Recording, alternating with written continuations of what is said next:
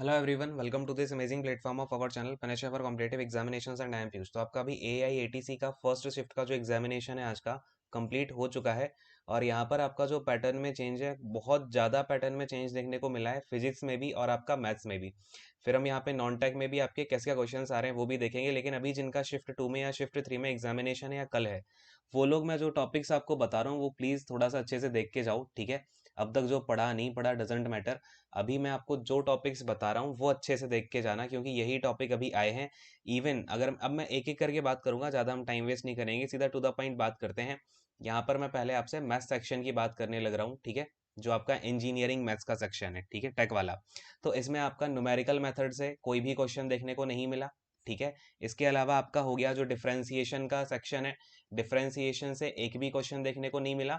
एक क्वेश्चन आया था पार्शियल डिफरेंशिएशन से, तो पार्शियल डिफरेंशिएशन आप लोग थोड़ा सा देख करके जाना, शिफ्ट मतलब आने की इसमें संभावना है, और ये पार्शियल डिफरेंशिएशन छोड़ी नहीं जा सकती, इंपॉर्टेंट भी है।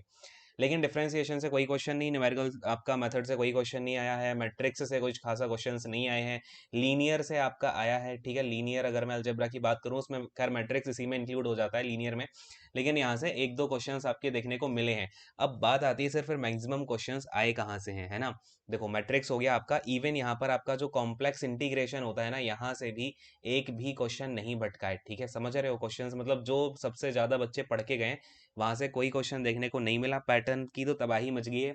क्या तबाही मची है? सबसे ज्यादा क्वेश्चंस आए हैं आपके प्रोबेबिलिटी से, ठीक है। किससे आए हैं? प्रोबेबिलिटी से आए हैं। इसमें आप अगर पीएनसी और डाल दो, क्या डाल दो भाई, पीएनसी और डाल दो, तो यहीं से कम 10 से 15 क्वेश्चंस पूछे गए हैं, ठीक है। प्रोबेबिलिटी और पीएनसी। तो बहुत अच्छे से, अगर आपने अभी तक अच्छे से आपने इसको छोड़ रखा था, ये सोचा हो कि दो तीन क्वेश्चन ही आएंगे, तो इसको एक बार अच्छे से रिवाइज कर लो। और मुझे क्या लग रहा है, इन्होंने जो एटीसी वालों ने बीच में सिलेबस फ्लैश किया था ना, फिर उसको डिलीट कर दिया। वहां से इन्होंने क्वेश्चंस उठाए। अभी मैं आपको फिजिक्स का भी बात करूंगा कि फिजिक्स में कहाँ से क्वेश्चंस जो है आपके ज्यादा निकल के आ रहे हैं, ठीक है। आपका ये हो गया प्रोबेबिलिटी से। और दूसरा, इन्होंने वेक्टर से बहुत क्वेश्चंस दिए हैं, ठीक है। कहाँ से दिए हैं? वेक्टर से। यानी कि आप बात समझ रहे हो, 11वीं क्लास की जो मैथ्स की बुक है ना, ये समझ लो वहां से इन्होंने क्वेश्चंस उठा के भर भर के दे दिए। इवन 12th की मैथ्स में भी नहीं है आपका इतना, तो 12th में क्योंकि आपका फिर वो इंटीग्रेशन वाला सेक्शन आ जाता है, लेकिन 11th में प्रोबेबिलिटी, पीएनडीसी और वेक्टर बहुत ज्यादा है, वहीं से इन्होंने लगता है उठा के दिए हैं, भर भर के दिए हैं। और ठीक है ना, इसमें कोई आपका कॉम्प्लेक्स इंटीग्रेशन तो बिल्कुल देखने को मिल, कुछ भी नहीं मिला इसमें से, ठीक है। मतलब कि बहुत ही ज्यादा इनका पैटर्न चेंज हुआ है। पिछले जितने सालों का पैटर्न आपने देखा, जितने भी आपके, मतलब सबने अपने अपने हिसाब से यहाँ पे अपनी अपनी भविष्यवाणियां करी थी, ठीक है, कि ऐसा आएगा वैसा आएगा। बट यहाँ पे पूरा का पूरा इन्होंने जो है आईआईटीसी ने पूरा बदल के रख दिया है यहाँ पे सिनारियो, ठीक है।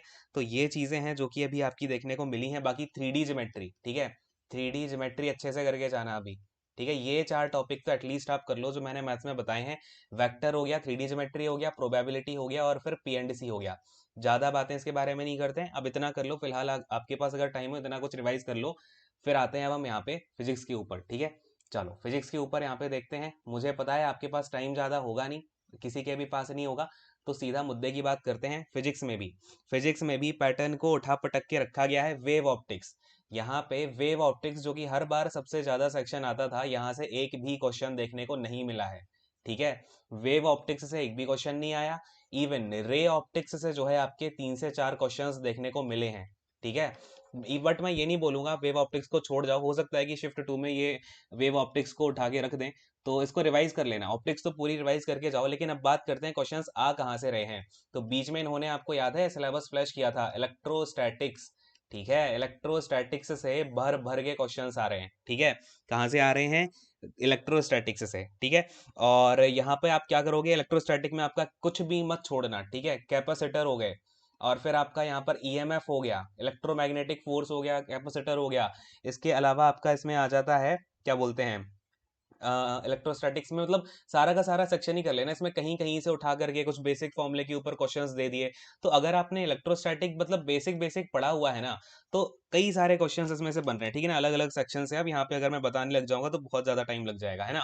बाकी रेजिस्टेंस हो गया, रेजिस्टेंस भी हो गया, है ना। तो जितने भी इसमें सेक्शन बनते हैं छोटे मोटे, वहां से क्वेश्चंस आपके बन रहे हैं इलेक्ट्रोस्टैटिक्स के, क्लियर है। फिर यहाँ पर हीट ट्रांसफर हो गया, हीट ट्रांसफर से एक आधा दो क्वेश्चन जो है यहाँ पे देखने को मिले हैं, ठीक है, 2 क्वेश्चन के लमसम। और फिर अगर मैं आपसे बात करूँ थर्मो से, तो थर्मो से भी 1-2 क्वेश्चंस आए हैं, ज्यादा क्वेश्चन नहीं आए हैं। मेजोरिटी ऑफ क्वेश्चंस जो है आपके इलेक्ट्रोस्टैटिक्स से ही देखने को मिले हैं। इवन आपका, हाँ, रे ऑप्टिक्स से मैंने आपको बताया जैसा कि 4-5 क्वेश्चन वहां से आए हैं।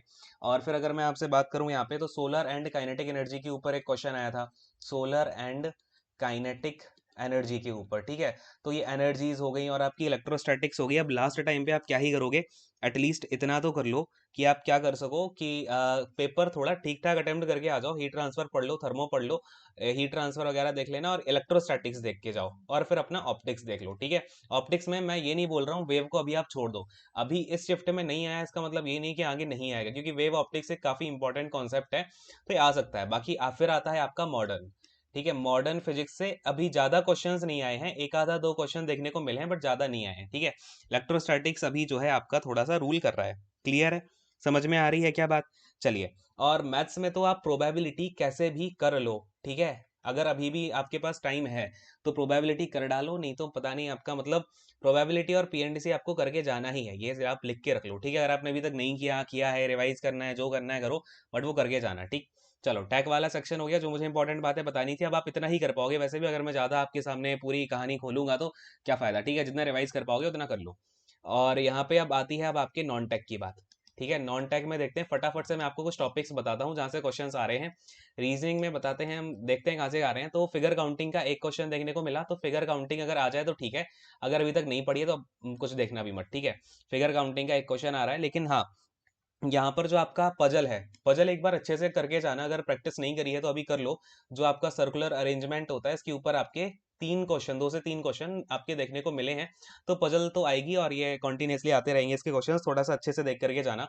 वाटर इमेज आई है, ठीक है। वाटर इमेज, तो इमेज ये तो आप खुद से ऑब्जर्व भी कर सकते हो, अगर नहीं भी पढ़ा है ना तब भी एग्जाम में बैठ के भी कर दोगे, ठीक है।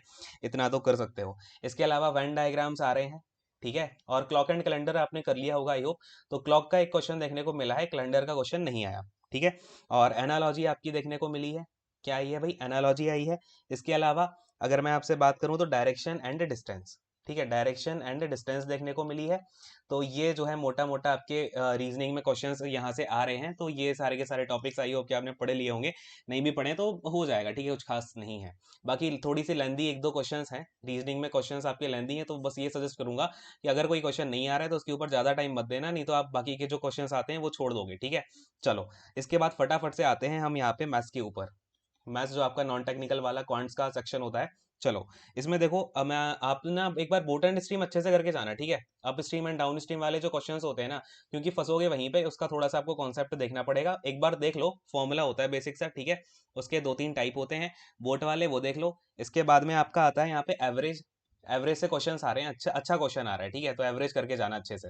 इसके बाद में आपका पी एंड एल से तो क्वेश्चन नहीं देखने को मिला है, ठीक है। परसेंटेज से क्वेश्चन आया है, एस आई सी आई से आपका देखने को मिला है, टाइम एंड वर्क से देखने को मिला है। और इसके अलावा आपका ये क्या बोलते हैं, जो बेसिक सिंप्लीफिकेशन होता है ना, उससे एक आधा क्वेश्चन आ रहा है, ठीक है। और ज्यादा कुछ खास क्वेश्चंस आ नहीं रहे हैं, ये आपका बेसिक जो है मैथ्स का रहा है। क्लियर है। फिर अब हम फटाफट से देखते हैं इंग्लिश में आपका क्या देखने को मिली है चीजें, इंग्लिश का देखते हैं, और फिर फटाफट से यहाँ पर हम जीके का देखेंगे। हाँ, एक बात और, जीके में आपका जो करंट अफेयर है ना, करंट अफेयर 2020 का ही पूछा जा रहा है, 2021 का कोई भी करंट अफेयर देखने को नहीं मिला है। तो 2020 का अच्छे से करके जाना, एटलीस्ट दिसंबर का कर लो, नवंबर का एक बार अब देख लेना, रिवाइज तो कर ही लेना अच्छे से, ठीक है। तो इन 2 मंथ का अच्छे से देख करके जाओ, नवंबर दिसंबर का। क्लियर है? हाँ, ठीक है भाई, सबको समझ में आ रही है ना बातें। चलो, इंग्लिश में देखते हैं। तो इंग्लिश में आपका 5 एंटोनेम के क्वेश्चंस पूछेगा, एंटोनेम मतलब ज्यादा पूछेगा भाई, वर्ड मीनिंग वाली चीज है, आप क्या ही कर सकते हो उसमें। 3 क्वेश्चन पूछे गए आपके, यानी कि एक पैसेज पूछा गया जिसमें कि आपके 3 क्वेश्चंस थे, ठीक है। और फिर यहाँ पर आपका जो नरेशन एंड, नरेशन से काफी क्वेश्चंस पूछे गए, नरेशन और अगर मैं वॉइस को मिला करके बताऊँ, बात करूँ तो इसमें आपके 5 से 6 क्वेश्चंस आपके यहीं से पूछे गए, ठीक है, नरेशन और वॉइस से। तो अच्छे से करके जाना, अगर नहीं किया ये आपका काफी इंपॉर्टेंट रहेगा। इसके अलावा तो फिर बस वो सेंटेंस रीअरेंजमेंट का एक क्वेश्चन आया है, ठीक है। रीअरेंजमेंट का एक ही क्वेश्चन देखने को मिला है, बाकी छोड़े जो वोकैब वगैरह है वो तो आपको करके ही जानी है, ठीक है।